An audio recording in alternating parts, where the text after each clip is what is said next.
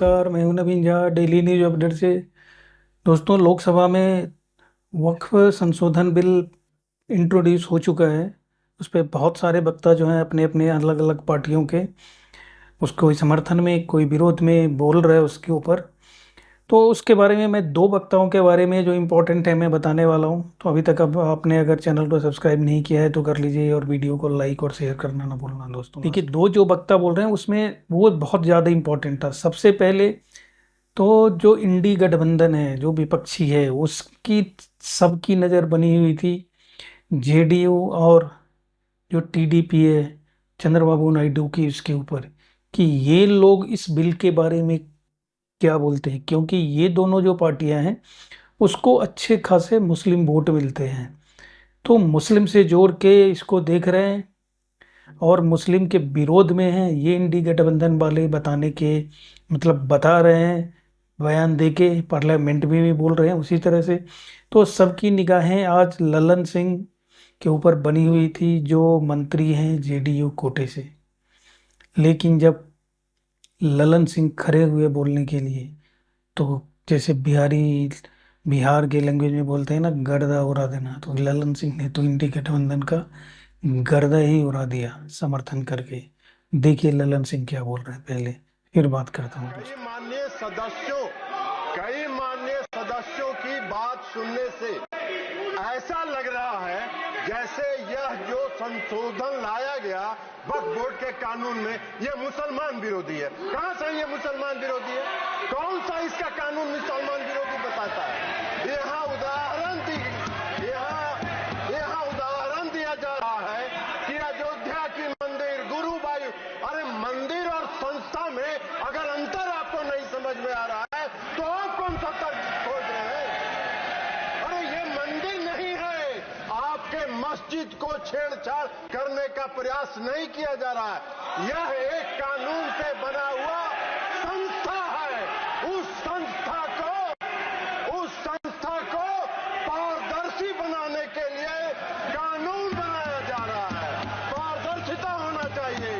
कोई निरंकुश संस्था कोई भी कानून से, वक्फ बोर्ड कैसे बना?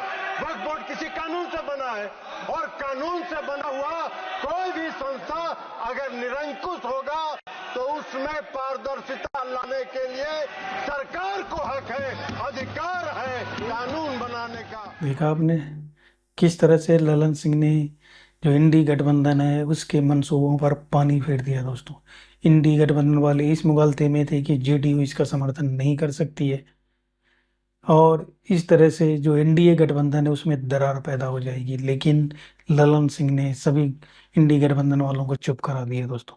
फिर बारी आई थी अखिलेश यादव की। अखिलेश यादव बोलने के खड़े हुए उसके विपक्ष में। तो अखिलेश यादव अपने आप को कुछ ओवर स्मार्ट समझते हैं, लेकिन उनसे भी ओवर स्मार्ट लोकसभा में बैठा हुआ है अमित शाह, चाणक्य आज का।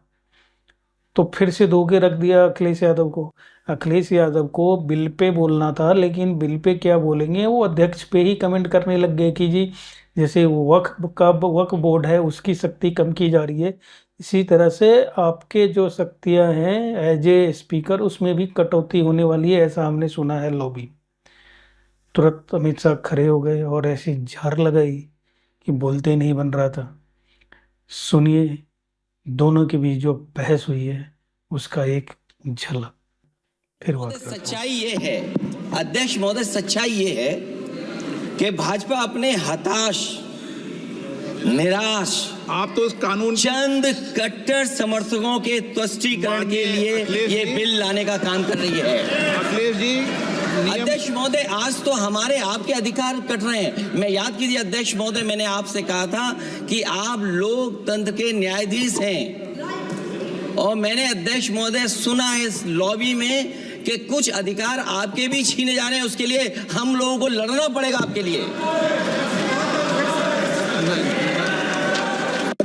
अध्यक्ष महोदय, मैं इस बिल का विरोध करता हूं। कोई अध्यक्ष के अधिकार अखिलेश जी सिर्फ विपक्ष के नहीं है, पूरे सदन के हैं। इस तरह की गोलमोल बात आप नहीं कर सकते हो। आप नहीं हो अध्यक्ष के अधिकार के संरक्षक। देखा आपने।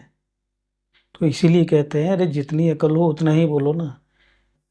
तुमसे ज्यादा हाजिर जवाब लोग बैठे हुए हैं उधर, और तुम खुद से कुछ टिप्पणी, सब्जेक्ट का तो नॉलेज होता नहीं है, बस खुद से कुछ टिप्पणी करने लगते हैं, और फिर ऐसी तैसी हो जाती है सदन में। दोस्तों अभी बहुत सारे वक्ता बोल रहे हैं, उसमें भी जो इम्पोर्टेंट होंगे मैं उसको लेके आऊँगा आपके पास। अभी तक के लिए तो ये दो था जो मैं लेके आया।